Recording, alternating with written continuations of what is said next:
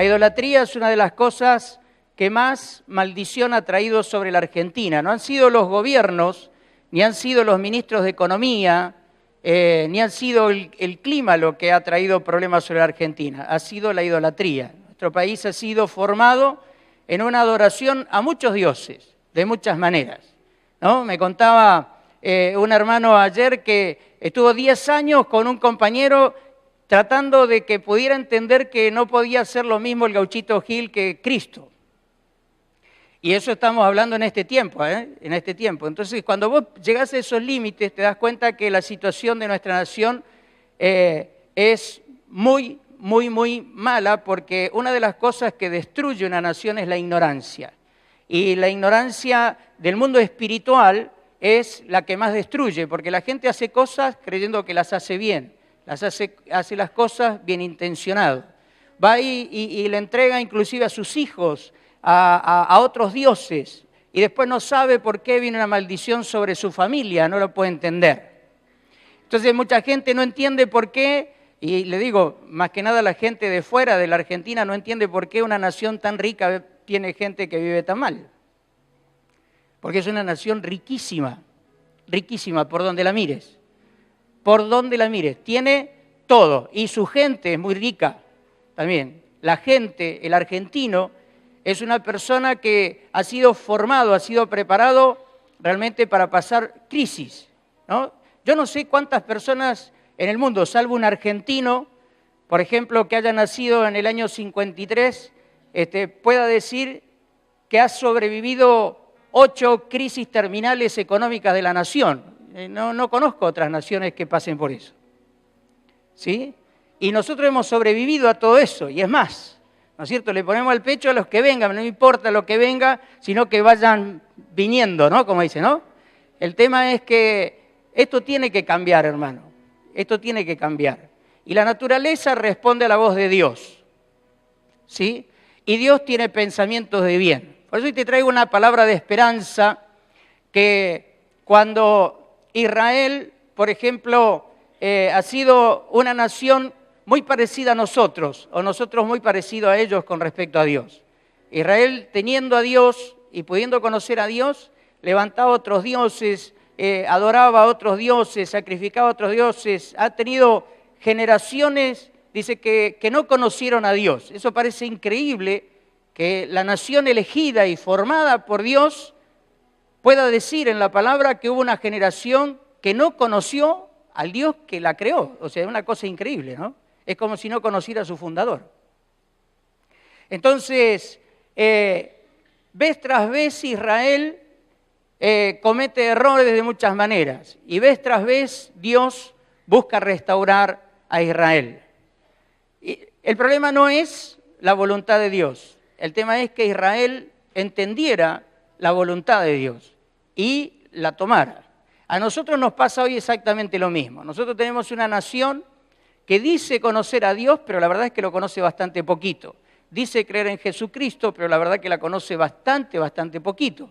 Cuando vos le preguntás a la gente realmente qué significa la salvación, la mayoría se te queda así como mirando que, ¿no? ¿Y de qué te salvó? Y quedan todos regulando, ¿no? Dice el profeta, habla del futuro glorioso de Sión. Uno puede hablar del futuro glorioso que iba a tener el pueblo de Israel, puede hablar del futuro glorioso que iba a tener justamente el pueblo escogido, o también el tiempo que nosotros vivimos como iglesia. Nosotros seríamos el Israel de Dios para este tiempo, ¿sí? Aunque Él no descartó al Israel original. Esto tengámoslo en cuenta, ¿sí? Dice, se alegrarán el desierto y la soledad. Miren, si se puede alegrar el desierto y la soledad, ¿cómo no nos vamos a poder alegrar nosotros? Así empieza, ¿no? Y dice, el yermo se gozará y florecerá como la rosa. Dice, florecerá profusamente y también se alegrará y cantará con júbilo. La gloria del Líbano le será dada, la hermosura del Carmelo y de Sarón. Ellos verán la gloria de Jehová, la hermosura del Dios nuestro. Acá está haciendo una referencia a paisajes que para el pueblo de Israel eran realmente hermosos, ¿no? Cuando habla al principio, ¿no es cierto?, de la gloria del Líbano, está hablando de las cumbres nevadas que se veían y que era el único lugar donde se podía ver esa imagen. Lo mismo que cuando habla del desierto, está hablando de un desierto donde había una floración que llamaba la atención. Pero dice que de la misma manera que estos paisajes que para ellos eran preciosos y hermosos, dice, ellos verán, ¿sí?, aquellos que van a estar en el futuro, y está hablando también de nosotros, ellos verán la gloria de Jehová, la hermosura del Dios nuestro. Dice, fortalezcan las manos cansadas, afirmen las rodillas endebles. Digan a los de corazón apocado, esfuércense, no teman. He aquí que nuestro Dios viene con retribución, con pago. Dios mismo vendrá y nos salvará. Esto es una declaración que sentía muy fuerte de parte de Dios en este fin de semana. Una palabra que sentía que me pegaba para nosotros. Digo, esta es la palabra que tengo que compartir. Pero no queda ahí. Dice que cuando esto ocurre, y esto ¿saben cuándo ocurre? Cuando yo recibo la palabra. Cuando yo creo que esto es verdad para mi tiempo. Cuando no creo que es solamente algo que dijo Isaías para aquel tiempo. Es el tiempo en que nosotros vamos a gozar de esa presencia de Dios. Es el tiempo donde todo aquel que busque esa presencia de Dios la va a sentir en su casa, la va a sentir en el lugar donde haga la cita. Lo va a experimentar realmente. Si vos lo haces en un auto, lo haces en una oficina, lo haces en un cuartito, lo haces en el patio, lo haces en un parque, donde vos lo hagas, donde vos establezcas el tiempo con Dios, en ese momento vos vas a experimentar esa presencia de Dios que te va a traer gozo y te va a hacer sentir realmente lo hermoso que es tener un papá como Él. Entonces dice, fortalezcan las manos cansadas, afirmen las rodillas endebles. ¿Viste? Por ahí hay momentos que uno se afloja, hay momentos en que uno siente que estás trabajando, estás haciendo muchas cosas y como sin resultado. Y tal vez este es el tiempo que hemos venido viviendo, un tiempo de mucho esfuerzo y poco resultado. Tal vez un tiempo donde no encontramos la salida. A un tiempo donde hemos esperado que Dios haga algo y tal vez no hemos encontrado la respuesta que estábamos esperando. Pero lo que está diciendo es alentate. Quiero decirte que uno tiene que fortalecerse y para eso Dios nos dejó la palabra, nos dejó la iglesia, nos dejó la posibilidad de no estar solos ni siquiera humanamente, ¿sí? Es decir, los salmos son palabras de inspiración. Los salmos yo los recomiendo, cuanto más bajoneado esté, más salmo necesitas, ¿viste? Una sobredosis de salmo necesitas, ¿viste? En ese momento, ¿está? Y lo que tenés que hacer también es aprender a pedir auxilio, ¿sí? Buscá a los hermanos que te alientan, ¿viste que hay personas que te alientan en cualquier momento? Personas que te alegran, ¿te pasa eso? Bueno, buscá a esos hermanos, ¿está? Es decir, mira, te necesito. ¿Sí? ¿Por qué? Porque estoy bajoneado y no puedo levantar ni un brazo. Las rodillas, lo único que quiero es dormir, estoy con una depre marca cañón, ¿no? Y quiero salir de esto. Si vos no haces eso, ¿sí? Es imposible que alguien te ayude. El creyente, ¿sí? Dice, inclusive ya en el Antiguo Pacto, dice que el justo no tendrá temor de malas noticias. No quiere decir que no van a venir, no quiere decir que no haya dificultades, no quiere decir que no vengan problemas. Lo que quiero decir es que no tengas miedo. Afirmate y confía en el Señor. No importa la circunstancia, no importa que no resulte como vos querés. ¿Entendés? Por ejemplo, vos en este momento, si tenés el agua a media cuadra, vos clamás y pensás que Dios va a impedir que entre en tu casa. Sería lo ideal. Y todos vamos a orar para que eso ocurra. Ahora, ¿qué pasa si entra? ¿El Dios no nos escuchó? ¿Será que está en pecado? ¿No? No. Puede ocurrir por muchas causas que nosotros tal vez no las entendemos, no sabemos y no la podríamos explicar y no la vamos a argumentar. No vamos a ponernos a buscar como cazafantasmas una respuesta, porque ¿saben qué? Adivinar es pecado. Y si yo no tengo una voz clara de Dios que me dice, mira, esto pasó por esto, no tengo respuesta.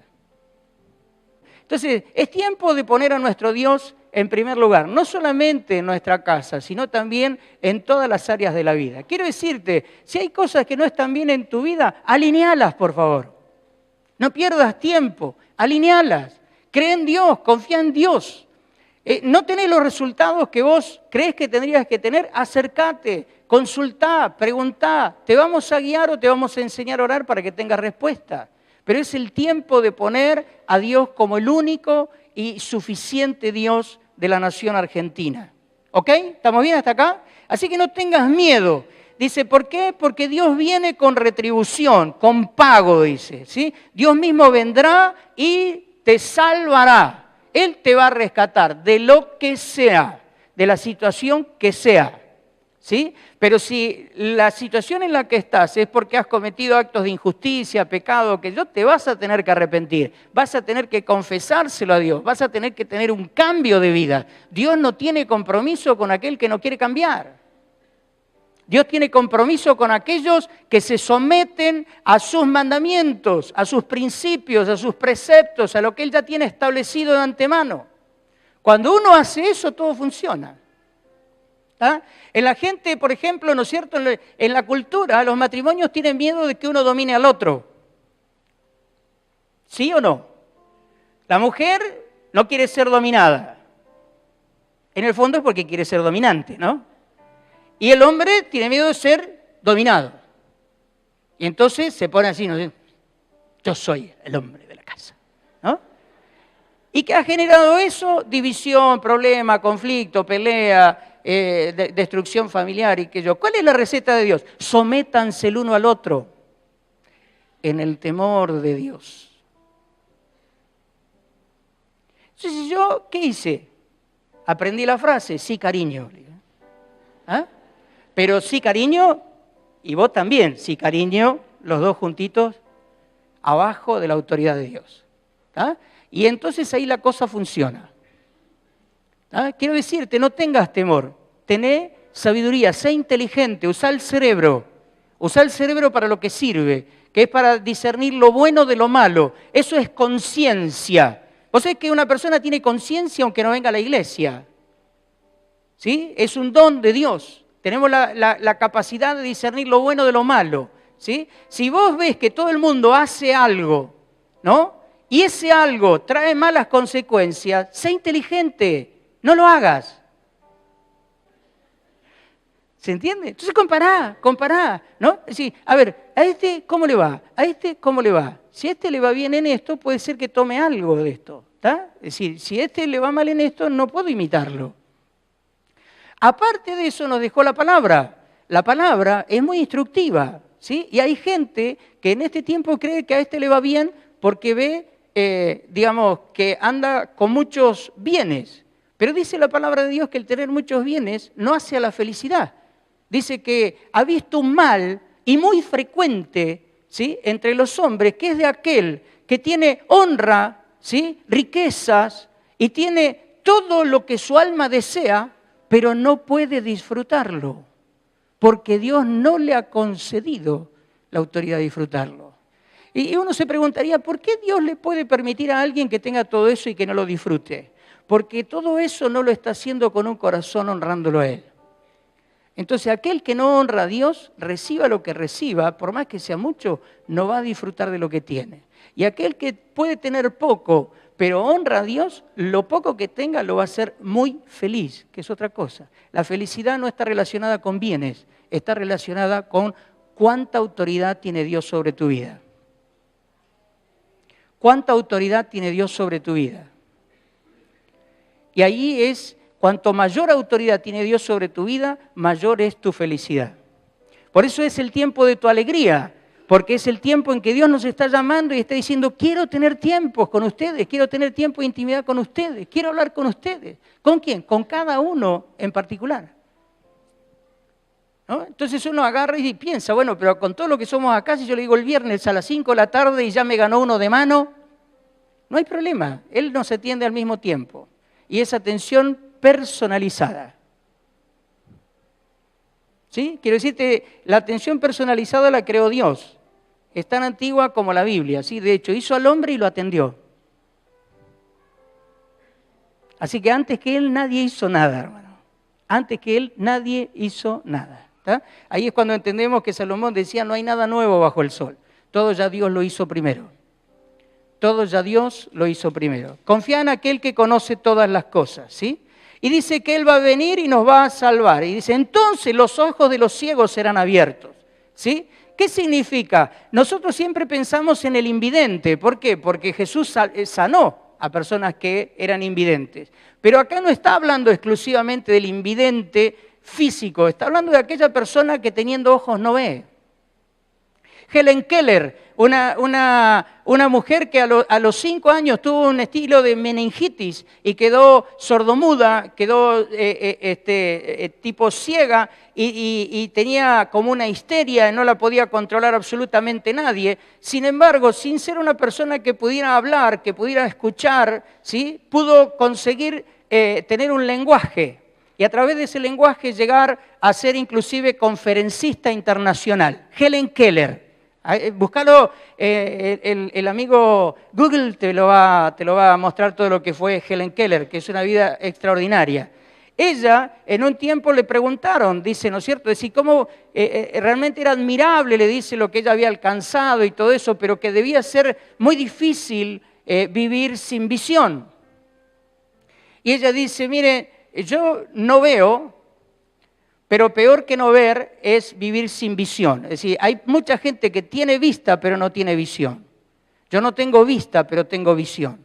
Ella podía ver más allá de lo evidente. Y eso es lo que dice esta palabra. Cuando vos te volvés a Dios, cuando Dios es el Dios de tu vida, empezás a ver las cosas más allá de lo que tenés adelante de tus ojos o adelante de tu nariz. Empezás a ver una vida más trascendente. Tu vida no termina ni siquiera el día que te lleven al cementerio. Te lo quiero decir, ya está escrito que tu vida, si caminás en los caminos de santidad de Dios, vos vas a tener un proyecto de vida que es inagotable y es extraordinario y está por encima de cualquier proyecto que vos puedas querer llevar adelante. Así que dice que los ojos de los ciegos se van a abrir, los oídos de los sordos se van a abrir, ¿sí? Personas que hoy parece que escuchan y no pueden escuchar. ¿Viste la cantidad de gente que no escucha? Te pasa que hablas y la persona no te escucha, es decir, vos, es como que te mira pero no te escucha. ¿Te pasó? ¿Te pasó que a veces no escuchás a tu familia? Te hablan y vos estás con la cabeza en otro lado, estás de cuerpo presente pero de espíritu ausente. ¿Ah? Pero dice que cuando llegue ese momento de la presencia de Dios, donde vos sentís esa presencia de Dios, tus oídos se abren. Y ¿sabés qué es lo que se abren los oídos? Y si vos estás hablando la palabra de Dios, ¿sabés qué va a pasar? Va a aumentar tu fe. Porque dice que la fe viene por el oír, y el oír por la palabra de Dios. O sea, cuando la palabra de Dios es soltada, el oído se tiene que abrir. Cuando el oído se abre, entonces mi fe crece. Pero solamente cuando lo que estoy escuchando es la palabra de Dios. Así que mucha gente escucha voces, consejos, un montón de cosas y se confunde cada vez peor. Cuanto mayor es la confusión, más necesidad de Dios tenés. Más necesidad de intimidad con Dios tenés que tener. Más necesidad de volcarte a la palabra, porque es lo único que no cambia. Y no te da dos consejos. Siempre, desde el antiguo pacto hasta el nuevo pacto, te va a dar siempre una misma línea de consejo. Entonces nunca te va a confundir. Y todo lo que Dios dice que no funciona, está comprobado que no funciona. Y todo lo que Dios dice que funciona, funciona. Pero no funciona de cualquier manera. Funciona siguiendo los pasos. ¿Está? No se puede hacer la receta como uno quiere. Entonces dice... Entonces el cojo saltará como un ciervo, dice, cantará la lengua del mudo, porque aguas serán, dice, cavadas en el desierto y torrentes en la soledad. Dice que va a empezar a fluir, ¿sí? Realmente agua en los lugares que nadie puede encontrar, directamente lo que está diciendo. Van a empezar a pasar cosas que parecen imposibles. El lugar seco se convertirá en estanques. Y aquella persona que está seca, aquella persona que no le encuentra sentido a la vida, aquella persona que cree que no sabe ni para qué vive, ni para qué existió, esa persona va a empezar a tener sentido de vida. va a sentirse feliz de existir. Pero no es mágico. No es que vos decís, Dios, quiero salir de esto y ¡ping! Ya está. No, no. Vos tenés que conocerlo a Él y tenés que empezar a entender. Si vos nunca hiciste un discipulado 1, por favor, inscribite, anotate, prepárate. No podés conocer algo profundo sin hacer ningún esfuerzo. A veces me sorprende que la gente para llegar a tener un título secundario, universitario, estudia una cantidad de años, ¿no es cierto? Es decir, entre 12 a 20 y pico de años y no lo hace para conocer a Dios. Es sorprendente, ¿no? Es sorprendente.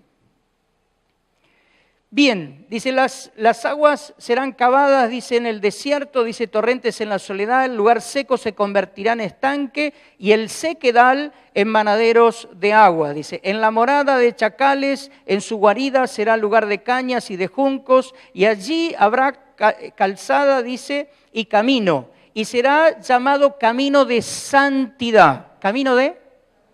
¿Qué significa camino de santidad? Es un camino donde yo camino solamente con Dios. Es el camino donde yo me manejo por la voluntad de Dios. Ese es el camino de santidad. Que como todo, si por ahí me acelero mucho, ¿viste? Capaz que piso un poco la banquina, ¿viste? Es decir, me salgo un poco de la huella, pero para eso tengo a Dios y tengo la capacidad de cambiar, de arrepentirme, de tomar otras decisiones. Y dice que en ese camino de santidad, dice, no pasará inmundo por él. ¿Quién es inmundo? No es aquella persona que como ser humano se equivoca, porque esta es la carga que a veces tiene el creyente, ¿no? Es decir, metiste la pata en algo y entonces vos sentís que ya sos una persona rechazada por Dios y que no tenés, no mereces la salvación de Dios y que no está hablando de eso.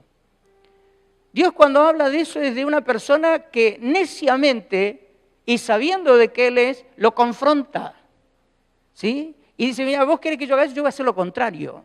Así que Dios dice que hay que hacer así, yo lo voy a hacer al revés.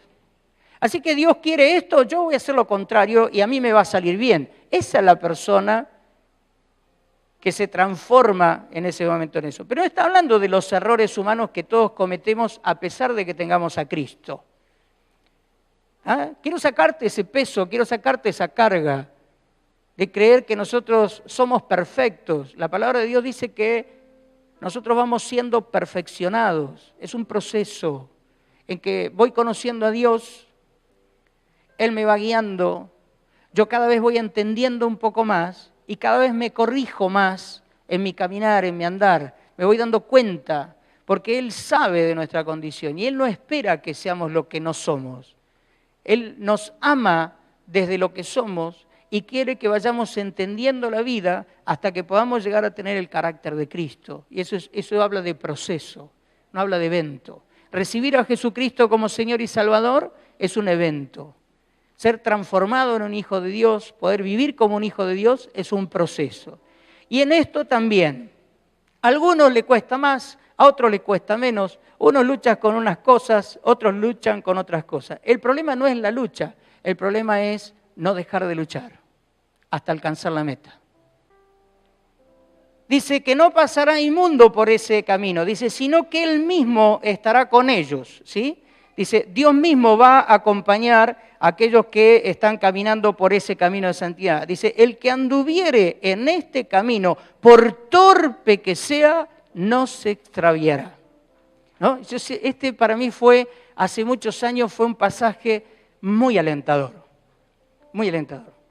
Porque yo luchaba en ese entonces de cómo hacer para estar en la voluntad de Dios, cómo hacer para que la cosa funcione, cómo estar seguro que estaba haciendo lo que Dios quería. Creo que eso es algo que luchamos todos los que buscamos a Dios, ¿no? Hay varias recetas que Dios me dio en el camino, pero esta fue una de las primeras que me alentó porque yo dije, ¿no? Así que el que ande en ese camino, por torpe que sea, va a alcanzarlo. A mí para torpe me da, digamos, ¿no? Yo sé que puedo tener muchos errores, pero torpe, digamos, para eso me da. Así que yo estoy ahí. Y vos te tenés que ver ahí. Si vos sabés que podés cometer errores, pero no sos una persona incapaz de nada. o un bueno para nada. ¿Entendés? Dios no crea ni cría buenos para nada. Hace gente capacitada, preparada. ¿Para qué? Para toda buena obra. Para toda buena obra. Aún el que está haciendo maldades en esta misma hora, esa persona tiene la capacidad de hacer buenas obras. Lo que pasa es que todavía no lo descubrió. Necesita conocer al Dios que le dio la vida. Solamente esa es la diferencia. ¿Está? Y dice entonces, no habrá allí león ni fiera subirá por él, ni allí se hallará, dice, para que caminen los redimidos. Es decir, no va a haber ningún peligro en ese camino. No va a haber nada que se pueda levantar y que pueda realmente vencerte o hacerte un conflicto. No quiere decir que acá en esta tierra no vamos a tener problemas. Quiere decir de que mientras que caminemos con Dios, Él se va a encargar de sacarnos los problemas de encima. Nosotros vamos a caminar, hay cosas que tenemos que hacer, pero lo más importante es tomar decisiones claras. Y la más clara es confiar en Él.